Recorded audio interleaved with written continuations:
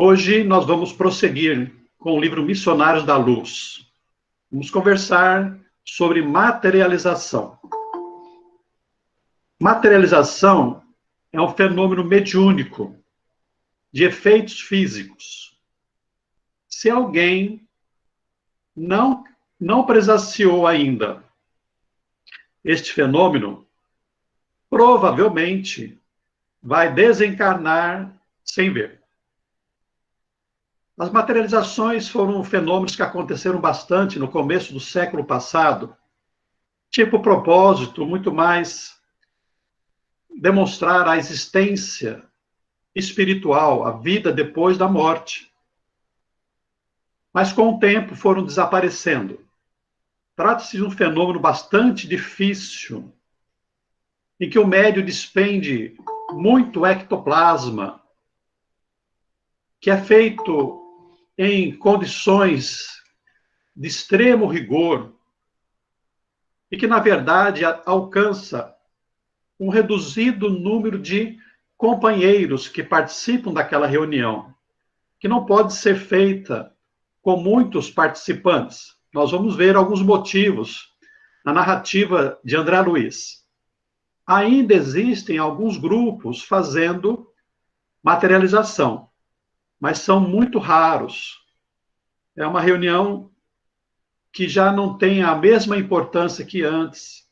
Como nós aprendemos, os médiuns nascem preparados para uma tarefa específica. O perispírito é programado para atender determinado tipo de mediunidade.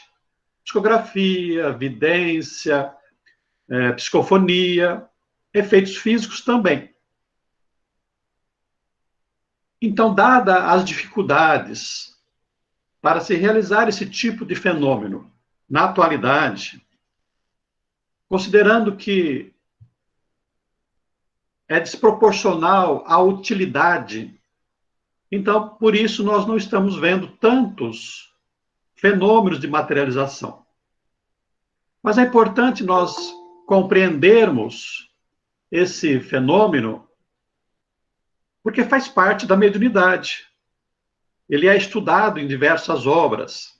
E, além disso, o mecanismo do fenômeno, ele serve para outras reuniões mediúnicas também. Então, vamos acompanhar essa síntese que nós fizemos nesse capítulo número 10 do livro Missionários da Luz. Um livro sensacional, muito instrutivo em todos os aspectos, e nós já recomendamos e sempre repetimos: leiam o livro. Aliás, não só este, mas toda a coleção de André Luiz, que tem a ver com a espiritualidade. São obras subsidiárias. As de Allan Kardec, que compõem a literatura espírita, que compõem a própria doutrina espírita. Então, façamos esse esforço de estudarmos, que nunca será perdido. Pelo contrário, vai nos enriquecer bastante a respeito disso. Então, diz o Alexandre, porque o instrutor com o qual André Luiz está aprendendo nessa obra é Alexandre. Alexandre diz assim: é serviço de elevada responsabilidade, exigindo todas as possibilidades do médium e os elementos de colaboração dos encarnados. Então, não é apenas um fenômeno qualquer, não é uma ocorrência, é como se nós fôssemos lá assistir a um filme. Não, por trás desse fenômeno tem toda uma preparação que depende da espiritualidade e depende dos encarnados. Depende especialmente do médium de efeitos físicos. E então ele é de uma responsabilidade muito grande, exigindo a colaboração, a participação, a disciplina, a seriedade de todos. Francisco Cândido Xavier, o nosso Chico Xavier, que era um médium completo, possuía, pelo que nós podemos entender, praticamente todas as mediunidades. num determinado momento da sua vida, ele serviu também como médio de efeitos físicos para materialização muito completas, muito bonitas, inclusive do próprio Emmanuel. A manifestação de Meimei, de Sheila, da enfermeira Sheila. Então, foram momentos assim muito bonitos. O problema é que o fenômeno exige do médium muita entrega, muitos fluidos, muita força, de tal maneira que, não sendo a tarefa essencial da reencarnação de Chico Xavier, até porque o fenômeno atingia apenas algumas pessoas, algumas poucas pessoas, Emmanuel disse a ele que parasse com aquilo, porque a tarefa do livro iria atender milhões de pessoas, e não apenas aquelas restritas que estavam ali.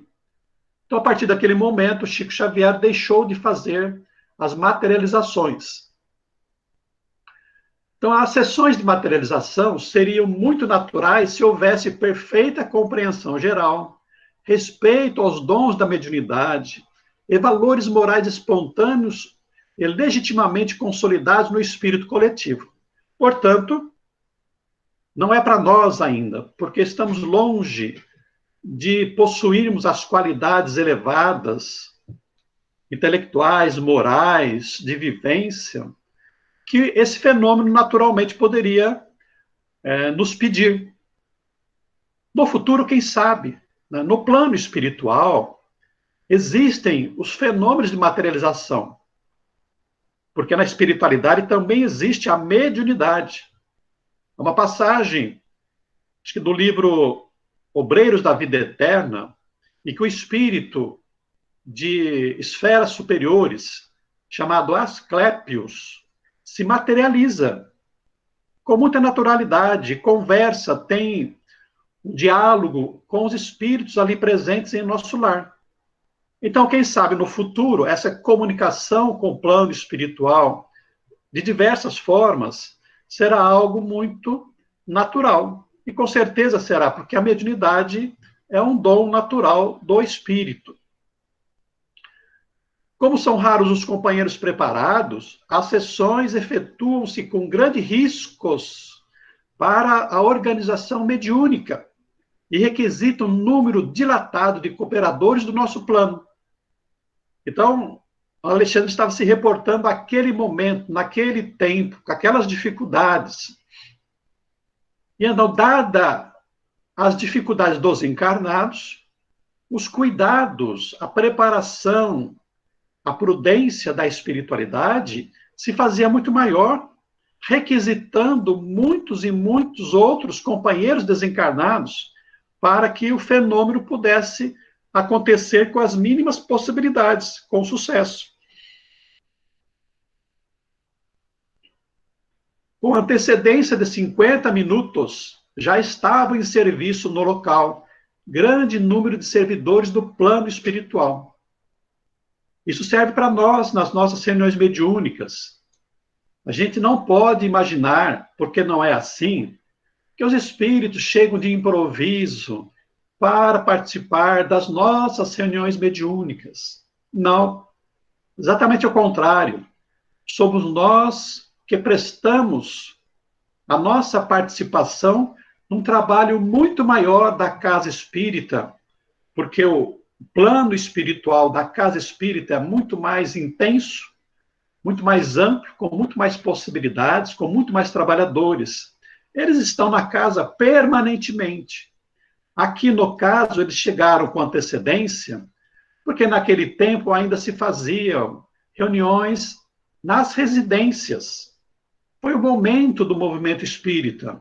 Existiam poucos centros espíritas. Havia até uma certa perseguição, uma certa repulsa à doutrina espírita. Então, muitas reuniões se realizavam no interior dos lares. Hoje, não é recomendável, não é mais necessário que isso aconteça. Então, naquele caso, chegaram com antecedência. No nosso caso, os espíritos já estão presentes para realizar as reuniões mediúnicas conosco. nos orientando.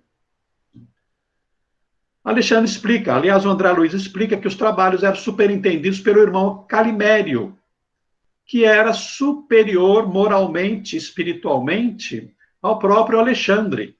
O Alexandre era um instrutor já renomado, né, com grandes capacidades, mas o Calimério, que ia organizar aquela reunião de materialização, lhe era ainda superior. E o André Luiz destaca, não havia ali, como em outras reuniões, grande comunidade de sofredores às portas. Se quem assistiu às nossas exposições anteriores ou leu o livro, vai se recordar que nas reuniões mediúnicas que foram realizadas na casa espírita, havia uma grande quantidade de espíritos sofredores buscando atendimento, outros, inclusive, fora do centro espírita, que estavam por ali. Nesta reunião, não. Né? A finalidade da materialização não era a de atender espíritos sofredores. A residência particular foi isolada por extenso cordão de trabalhadores espirituais, num círculo de 20 metros em derredor. Então, 20 metros numa circunferência ao redor da casa, ali estavam postados essa equipe de trabalhadores, numa corrente eletromagnética de forças, exatamente para impedir o acesso de espíritos inferiores.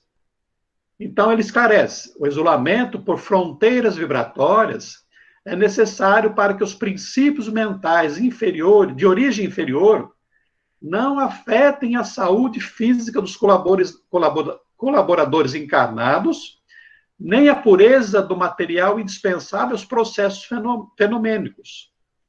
Então, nós sabemos que as vibrações, os pensamentos, as emoções de espíritos inferiores possuem uma carga negativa que perturbam a harmonia dos corpos carnais dos trabalhadores, os perispíritos também, mas também a qualidade dos fluidos que são utilizados ou que permanecem no ambiente onde é realizada a reunião mediúnica. Então, a finalidade era exatamente proteger o ambiente. Todo o perigo desses trabalhos está na ausência de preparo dos encarnados. Porque os irmãos que fazem o isolamento não podem impedir a entrada das entidades inferiores, absolutamente integradas com as suas vítimas terrenas. Então, o problema maior somos nós, com as nossas dificuldades particulares, com as nossas sintonias, com as nossas ligações espirituais. Daí as recomendações para o nosso preparo em todo sentido, né? Sentido físico, sentido espiritual, moral, para nós nos desvincularmos dos espíritos inferiores que podem nos perturbar e perturbar também o nosso trabalho. Há obsidiados que se sentem bem na companhia dos perseguidores, por causa da sintonia, né? Os nossos prazeres. Muitas vezes, os obsessores, eles são companheiros. Eles não são perturbadores, eles não querem nos destruir. Eles apenas compartilham conosco os prazeres que nós mesmos temos, desejamos. Né? Então, eles estão conosco. Não sei se vocês se recordam daquele capítulo do desenvolvimento mediúnico, em que André Luiz fala de um rapaz vinculado aos distúrbios da sexualidade, vinculado a espíritos de mesma natureza. Assim também com o alcoolista, o alcoólatra, e também a senhora que era dada aos excessos alimentares. Então, o problema está em nós. No caso aqui, pelas nossas vinculações espirituais. Esclarece o Alexandre. As vítimas do vampirismo, que é um processo obsessivo de absorção de fluidos, de perturbação, a rigor não deveriam entrar. Mas, algumas vezes, a caridade fraternal aconselha a tolerância, mesmo em ambientes como este, para nós percebermos que a espiritualidade não é rigorosa, ela sempre analisa todas as necessidades. E é por isso que, muitas vezes, no centro espírita, nas nossas reuniões, temos a presença de espíritos obsessores. Porque, no fundo, eles também são doentes, também são aflitos, também precisam do atendimento, do socorro, do amparo que o centro espírita pode oferecer a nós, também para eles. Por isso, as reuniões de materialização são raras.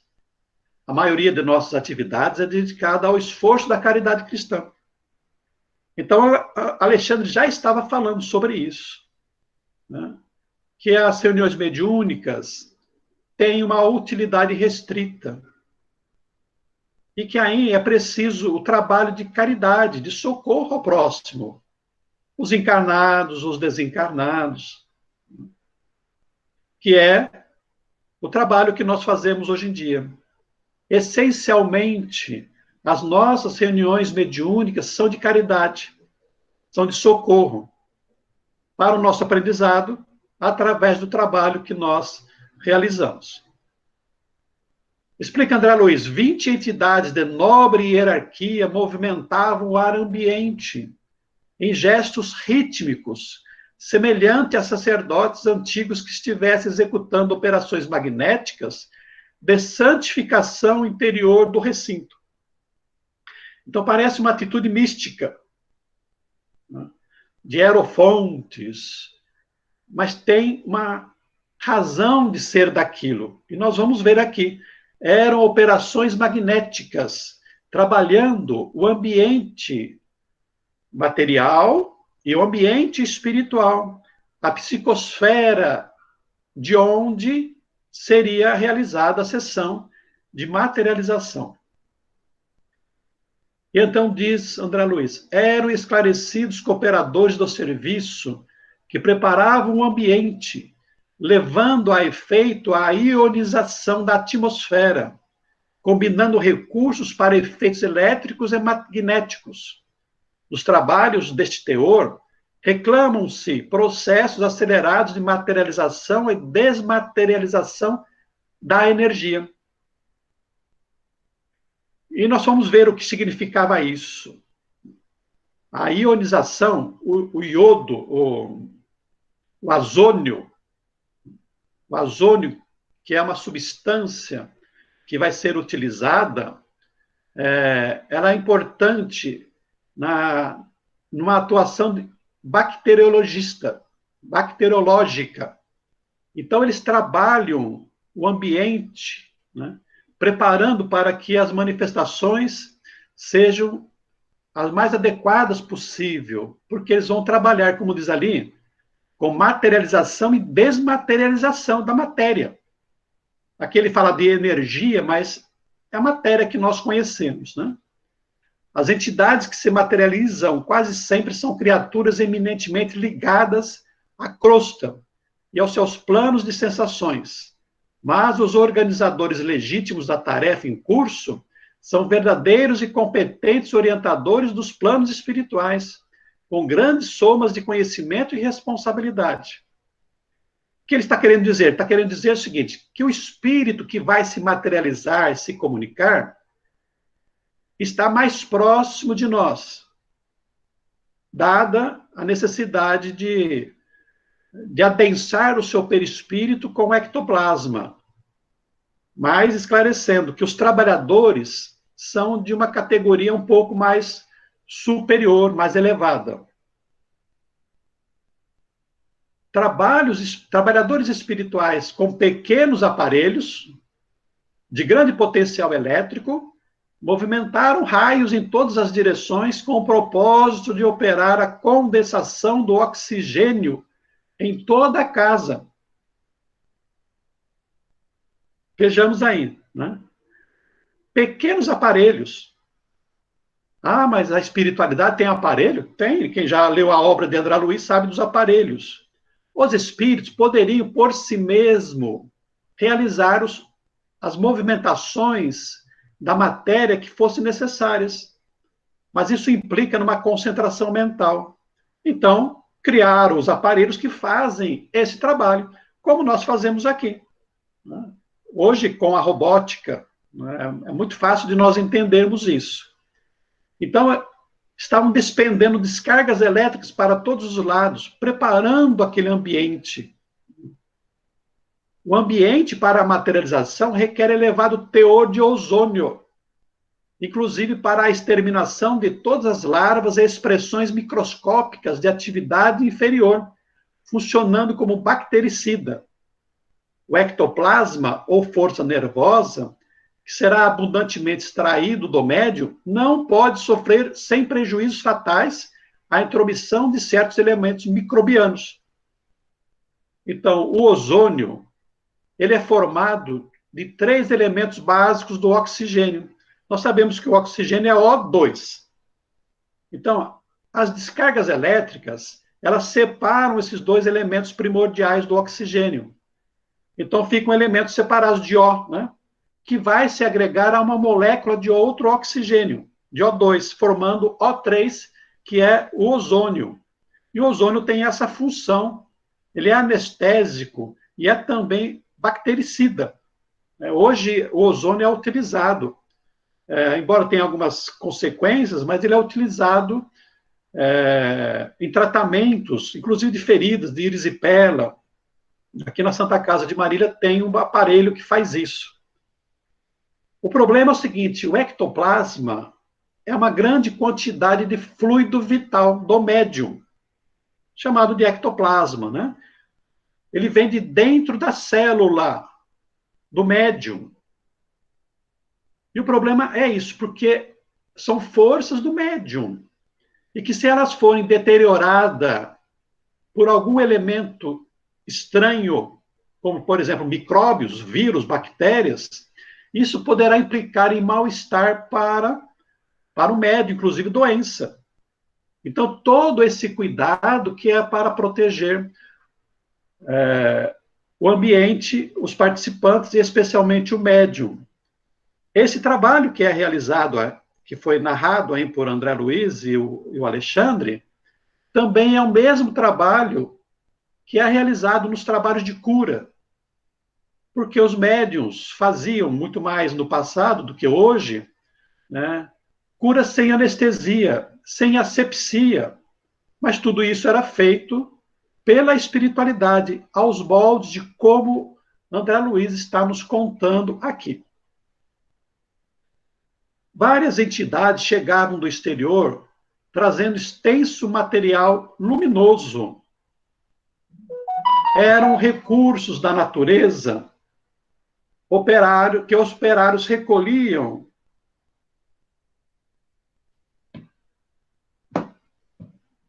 para o serviço nas plantas e nas águas, naturalmente invisíveis aos olhos dos homens, estruturados para reduzido número de vibrações. Bom, quer dizer, nós percebemos de um jeito, né? Os nossos sentidos percebem de um jeito, mas a espiritualidade, né, trabalhando os fluidos da natureza, das árvores, mesmo dos animais, das águas, pode se utilizar disso para a realização dos fenômenos e daquilo que eles necessitam para o fenômeno. A médium, uma jovem afável e simpática, deu entrada no recinto, acompanhada por diversas entidades, dentre as quais se destacava um amigo de elevada condição que parecia chefiar o grupo de servidores. Esse exercia considerável controle sobre a moça, que a ele se ligava através de tênues fios de natureza magnética. Então, os fluidos da moça estavam conectados já com aquele mentor que iria auxiliá-la naquele trabalho. Vejamos quantos espíritos estavam ali trabalhando junto com a médium, no ambiente, para poder acontecer aquele fenômeno. O controlador mediúnico é o irmão Alencar, que também foi médico na Terra. Calimério é o dirigente legítimo, encarregado da supervisão dos trabalhos em nosso ciclo. A médium recebeu auxílio magnético para incentivar os processos digestivos para que o aparelho mediúnico funcionasse sem obstáculos. Então, Os espíritos estavam cuidando da médium em todos os sentidos. Os trabalhadores colocaram as mãos em forma de coroa, quer dizer, rodearam a moça, estenderam as mãos sobre a fronte dela, e as suas energias reunidas formavam um vigoroso fluxo magnético que foi projetado sobre o estômago e o fígado da médium. Órgãos esses que acusaram imediatamente novo ritmo de vibrações. Então, graças a esses fluidos dos espíritos, ajudando a médium, ela já estava, né, em seus órgãos, funcionando de maneira diferente, muito mais equilibrada. Em seguida, concentraram-se as forças emitidas gradualmente sobre o plexo solar, que é na boca do estômago, esse plexo, também chamado de plexo gástrico, espalhando-se por todo o sistema nervoso vegetativo, que é o sistema nervoso autônomo. E com espanto observei que se acelerava o processo químico da digestão, com a produção das substâncias no estômago, fígado e intestino. Em poucos minutos, o estômago permanecia inteiramente livre. Que trabalho, hein?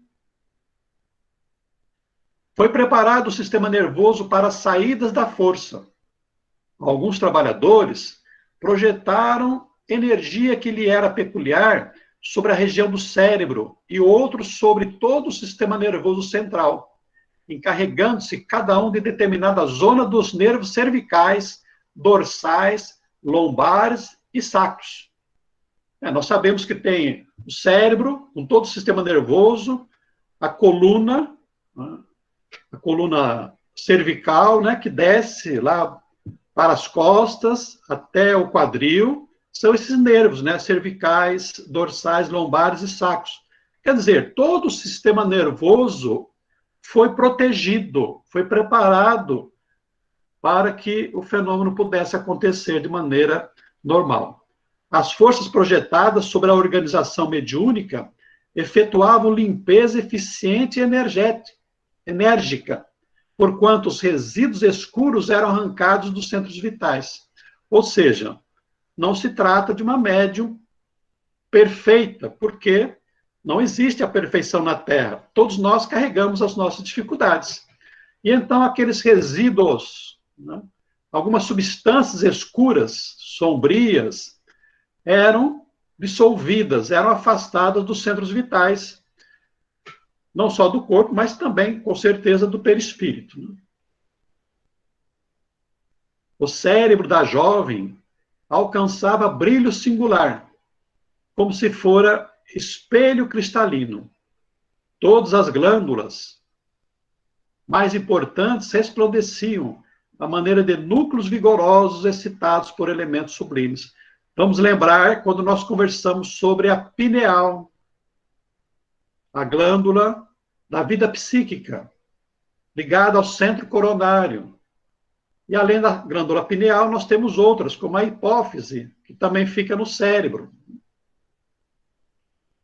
O aparelho mediúnico foi submetido a operações magnéticas destinadas a socorrer-lhe o organismo nos processos de nutrição, circulação, metabolismo e ações protoplásmicas, a fim de que seu equilíbrio fisiológico seja mantido acima de qualquer surpresa desagradável. Enfim, eles fizeram toda uma preparação da médium para que ela pudesse estar em perfeitas condições para o trabalho a ser realizado.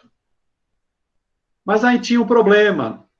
Um participante chegou em condições indesejáveis por ter bebido alcoólicos e sua influência teve de ser neutralizada. Então, muitas vezes, quando nós chegamos na reunião mediúnica em condições indevidas, a espiritualidade faz isso. Isola, para que as nossas condições ruins, negativas, não perturbem o ambiente do trabalho. E acabamos sendo até beneficiados pelo trabalho. A consciência que nós precisamos ter é que estamos participando da reunião mediúnica para servir, para trabalhar, para ajudar. Por isso, a necessidade do nosso preparo. Então, apesar de o homem parecer calmo e normal, né, às vezes o dirigente não consegue perceber que alguém chegou e depois de ter bebido um pouco, ou com alguma indisposição, porque não transparece, mas para a espiritualidade é muito visível.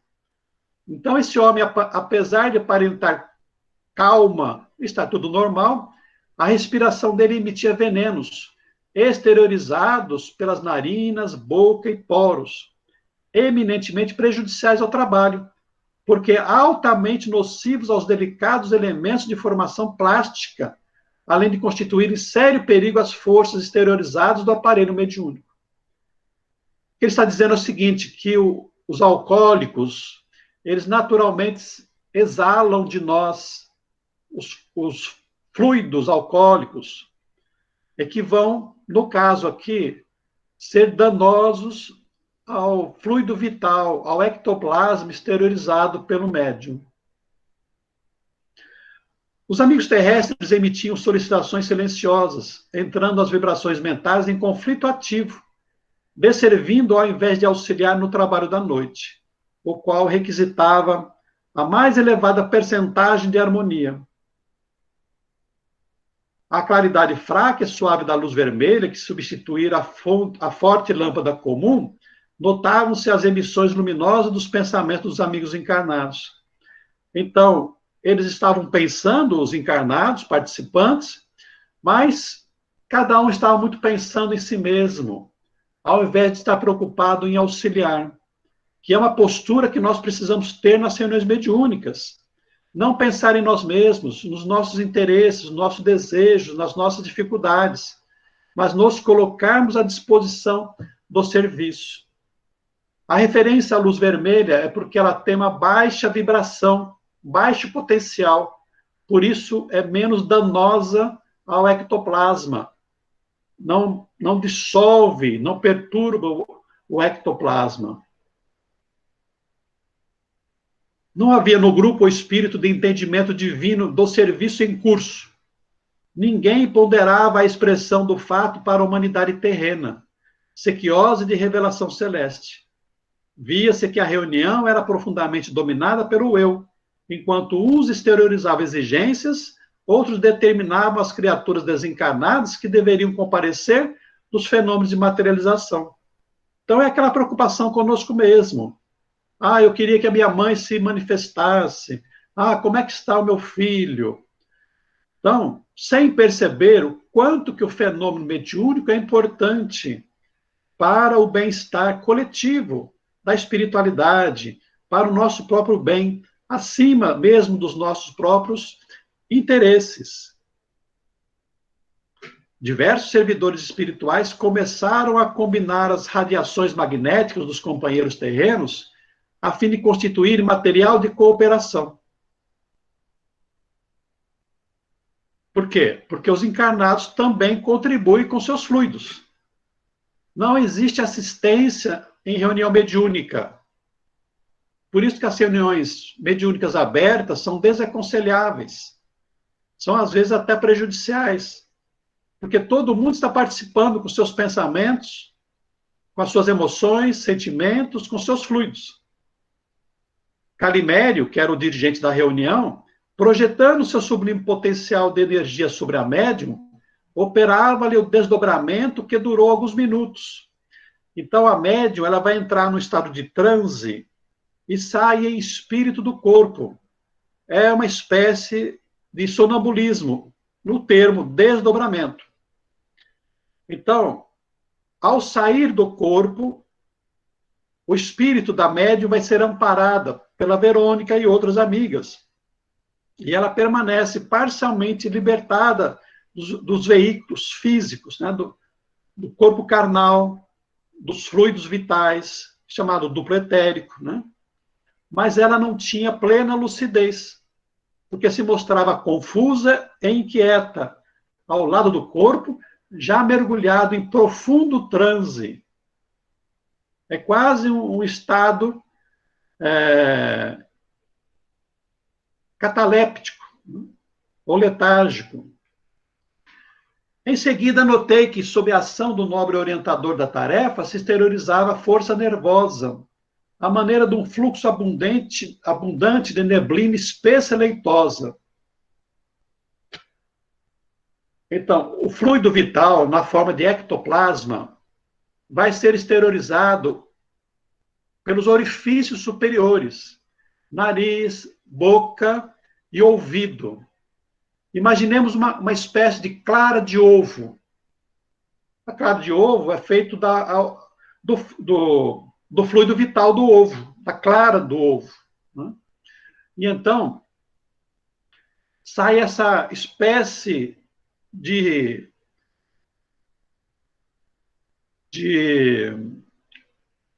vapor, vamos dizer assim, né? Dessa clara saindo da boca, do nariz, do ouvido, né? De cor clara, cor branca mesmo. Para extinguir o conflito de vibrações, foi solicitado ao grupo que cantassem por meio de uma garganta ectoplásmica. Olha o que é possível fazer.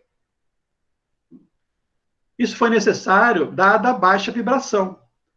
E então, o Alexandre, junto com a ajuda do André Luiz, vai moldar uma garganta, o aparelho de fonação nosso, para produzir o som. Então, André Luiz ajuda Alexandre a mentalizar as minúcias anatômicas do aparelho vocal. Aí a importância do André Luiz como médico, né, dos trabalhadores, de conhecer a fisiologia humana. Como é que é o nosso corpo, quais são as particularidades dos nossos órgãos. Dos fenômenos mediúnicos também tem essa utilidade. A força nervosa do médium é matéria plástica e profundamente sensível às nossas criações mentais. Então, hoje nós podemos mentalizar o seguinte: alguém moldando com a massa plástica a garganta, ou se utilizando ainda de uma impressora 3D para formar a garganta nos moldes que nós conhecemos. E é isso que vai acontecer. Então, Alexandre tomou pequena quantidade daqueles eflúvios leitosos que se exteriorizavam particularmente através da boca, narinas e ouvido do corpo da médium, ele chamou de aparelho mediúnico, e como se guardasse nas mãos reduzida quantidade de gesso fluido, começou a manipulá-lo. André Luiz usou a palavra gesso, que era comparativa àquela época. Hoje nós podemos pensar numa massa plástica, muito mais maleável, né, para se trabalhar.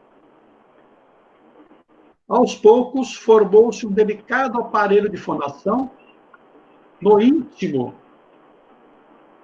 do esqueleto cartilaginoso, estruturado com perfeição na matéria ectoplásmica, e organizavam-se os fios tenuíssimos das cordas vocais, elásticas e completas na fenda glótica. Alexandre experimentou emitir alguns sons movimentando as cartilagens aritenoides, aqui da garganta, né? Com assombro verifiquei que, através do pequeno aparelho improvisado, com a cooperação dos sons de vozes humanas guardados na sala, nossa voz era integralmente percebida por todos os encarnados presentes. Parecendo-me satisfeito com o êxito de seu trabalho, Alexandre falou pela garganta artificial como quem utilizava um instrumento vocal humano. E ele disse: meus amigos, a paz de Jesus seja convosco. Ajudem-nos cantando, façam músicas e evitem a concentração.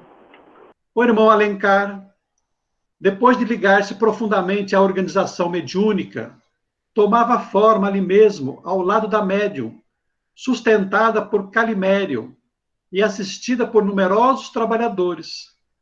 Então ele se apropria do ectoplasma, dessa massa, para condensar o perispírito. O ectoplasma é matéria ainda, né? É matéria. E ele, então, precisa da matéria do ectoplasma para adensar o perispírito e dar-lhe a forma.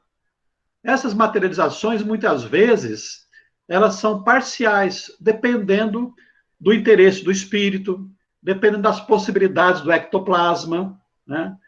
Pode chegar, inclusive, a se materializar o corpo todo. Nas reuniões do Chico Xavier, as informações eram de que era nesse sentido, né? Apresentava com o rosto, com os braços, às vezes só com túnica, e era possível se tocar no corpo do espírito, como matéria mesmo. O Arnaldo Rocha, que era o companheiro do Chico Xavier em muitas reuniões mediúnicas, inclusive materialização, ele disse que manifestou-se ali a mulher dele, a Mei, e ele teve a oportunidade de abraçá-la na reunião mediúnica. Então, aos poucos, valendo-se da força nervosa exteriorizada de vários materiais fluídicos extraídos no interior da casa, aliados a recursos da natureza, Alencar surgiu aos olhos dos encarnados perfeitamente materializado. Surpreendido, reconheci que a médium era o centro de todos os trabalhos. Cordões tenuíssimos, fluídicos, é claro, ligavam-na à forma do controlador, e quando tocávamos levemente na organização mediúnica, no corpo da médium, o amigo corporificado demonstrava evidentes sinais de preocupação, o mesmo acontecendo à jovem médium em relação a Alencar, porque eles estavam intimamente ligados. A massa ectoplásmica e o próprio espírito comunicante estavam na condição de filho da médium e do corpo. Estavam intimamente ligados, de tal maneira que o toque nenhum atingia também o outro, era percebido pelo outro. Gestos incontidos de entusiasmo dos assistentes, que tentavam cumprimentar diretamente o mensageiro materializado, repercutiam desagradavelmente no organismo da intermediária. Então, o toque, porque está ali o corpo em transe, a médium desdobrada em espírito também, o espírito comunicante concentrado naquilo que tinha que fazer. O toque de alguém implica numa interferência nesse circuito de forças. É uma força estranha atuando sobre o médium e sobre o espírito comunicante, especialmente no caso de maneira negativa, dada as condições dos encarnados. Por isso que nas reuniões mediúnicas, quando o médium está em transe, nós devemos evitar tocar no médium, porque pode haver uma descarga eletromagnética e o médium em transe poderá se sentir com esse toque no corpo dele. O irmão Alencar entreteve pequena palestra diante dos companheiros terrestres extasiados. Diz o mentor, o médium desempenha o papel de entidade maternal, enquanto Alencar, sob a influência positiva de Calimério, permanece em temporária filiação ao organismo mediúnico. Se forçarmos o médium em nosso plano, feriremos Alencar em processo de materialização. Se os companheiros terrenos violentarem o mensageiro, repentinamente corporificado, esfacelarão a médium, acarretando consequências funestas e imprevisíveis. Vejam como que esse tipo de trabalho de materialização é muito delicado, há muitas implicações, muitos perigos. Por isso, por mais este motivo, que esses fenômenos não acontecem mais corriqueiramente na atualidade. Todos os homens possuem essa força nervosa, com maior ou menor intensidade. Entretanto, não nos encontramos ainda no tempo de generalizar as realizações que exigem santificação. E encerrando, impressionado com as maravilhas sob meus olhos, notei que, ao apelo de Alencar e com o concurso generoso de Calimério, materializaram-se mãos e flores, a maneira de mensagens afetuosas para os assistentes da reunião.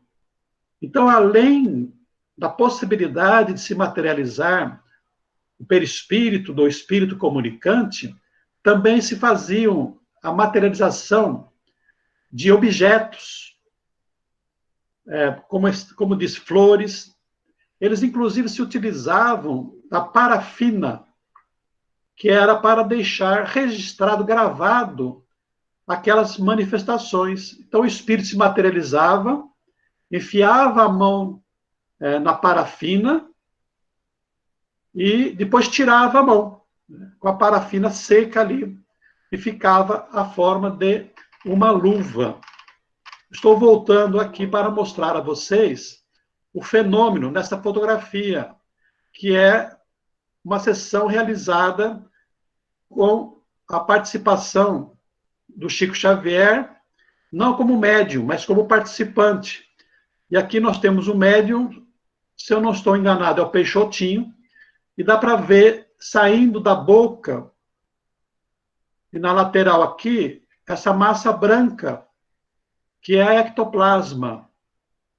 E aqui, em branco, uma forma que era o espírito que estava se utilizando do material para a sua materialização.